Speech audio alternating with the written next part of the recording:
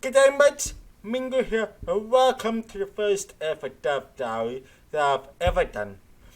Don't worry if you've never seen me before. That's okay, that's normal, because I'm a relatively new dev, and I have been working on my passion project for a couple of years now.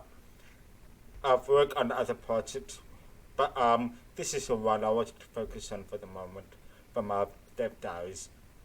So, in case you've noticed, I am shooting this from home because where I'm working, I don't have a good private place to be able to talk freely like this.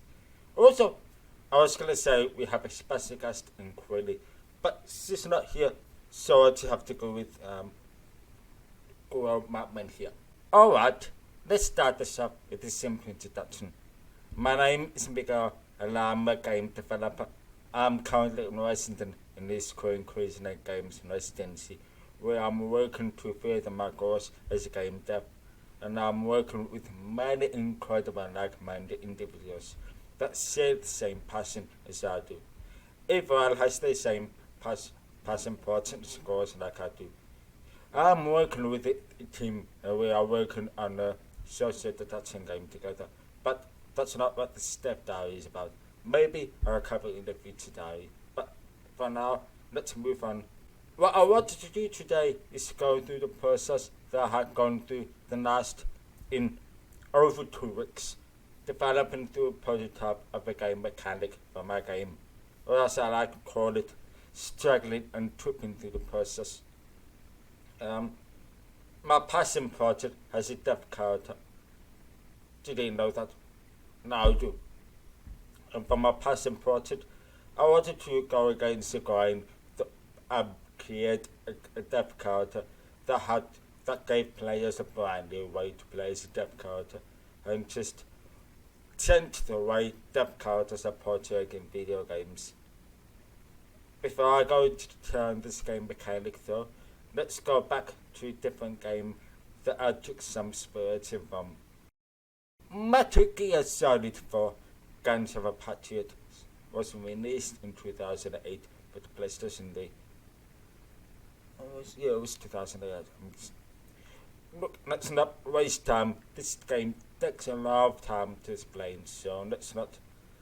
I'm talking about this mechanic that I want to show you guys. This is a threat ring, which is something that players could see around Snake constantly. That can ring around his control play character, and that ring would tell them where enemies were, and if the enemies were in the close vicinity and walking around, the certain stuff on the ring would actually move up, and show where the enemy was. This was another mechanic for the time, and it works well for a espionage game. But how do we change this to a dev character? I'm going to take this mechanic and rename it so it becomes my mechanic. It's called game development. The person, since my character is a snake, and snakes are mostly deaf, but they use vibrations in the ground to feel around and be able to move around. This mechanic could already be translated over, and it fits within the character. So it's great. It works in the same way, growing in sync with whatever enemies were. But it also flash red whenever the player was hit by the enemy. I haven't figured that part out yet, but don't aim me. This process started by creating a ring in Blender that will act as a prototype, which I then exported into Unity, allowing sizes to where I want it to be. I then made some lines of code that would control the scale of the sense ring according to how far away the enemy was from the player. At the first pass, this is what it looks like. You can see that the ring does indeed grow and shrink, but there is an immediate problem. The whole ring is growing and shrinking, which is far away from what I was aiming for.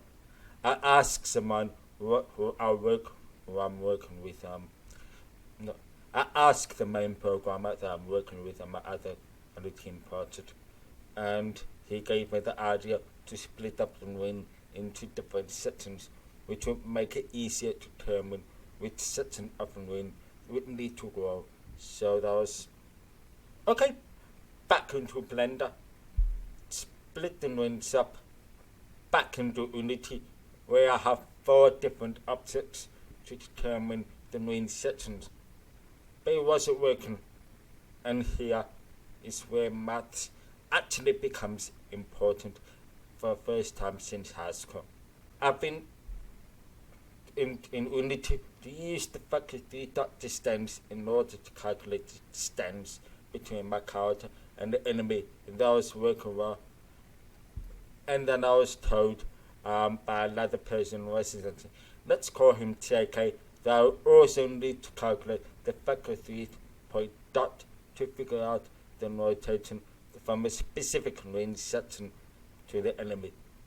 This was perhaps the most significant roadblock that I needed to figure out. TK, who has been an absolutely incredible help with this. And I promise you, he's a real person and he's not ChatGPT.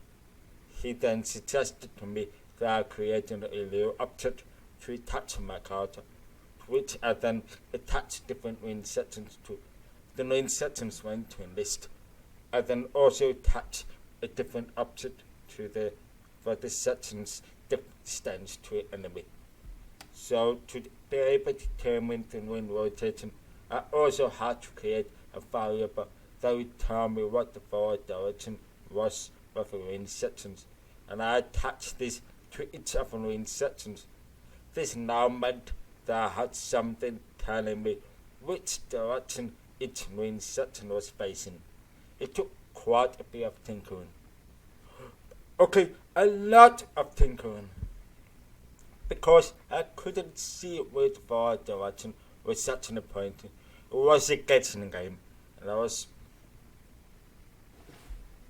until TK gave me the idea to draw a gizmo that would actually point wherever the forward direction was actually pointing. This will make it easier for you to actually see where it was pointing. So I got working. I was actually stand up where the forward direction was facing in a complete wrong direction. This was not what I wanted this way. I wanted this way. But it was going like this. What the hell? Okay, after pointing the directions the right way, I then decided I had to put another draw gizmo onto each of the range sections that would point to enemy just to make sure it was actually working. Boom! It works.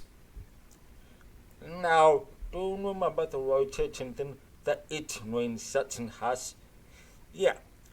For this to work, each range section had specific area that they could see in, and if the enemy was in that section, the run would not change size.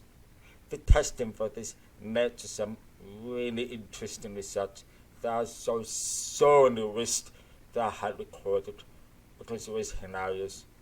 But in the end, after so much testing and clamping, we got this. Yup, we're seeing this right. The sense ring is working as intended, and you can even see the green rays pointing in the forward direction of each of the sections, as well as an red ray pointing each section towards enemy. And each of the sections do indeed grow and sink at the control place if they're facing towards the enemy, or rather the enemy falls within the forward rotation of the section. So in a nutshell, it works. There are some things that they go over, such as knocking the rotation of an ring so that it didn't rotate with the player. Because you saw that in the first video, and I did what that. And actually, that's the only thing I had. The only thing I had to mention. All I thought that was just attaching a script to the ring up to so that it didn't rotate. That's it. problem. And there you have it, a process that took 2 weeks of painstaking testing and refinement. But it was an absolute blast. I was so happy and satisfied with the results at the end that I wanted to make this death diary and share it. So, yeah, if you're still here, thank you so much for watching all the way to the end. And I hope you have more diaries for you in the future. Or is it diaries? I hope you have more diaries for you in the future. Yeah, that was better. Anyway, thanks so much for watching. And I'll see you later.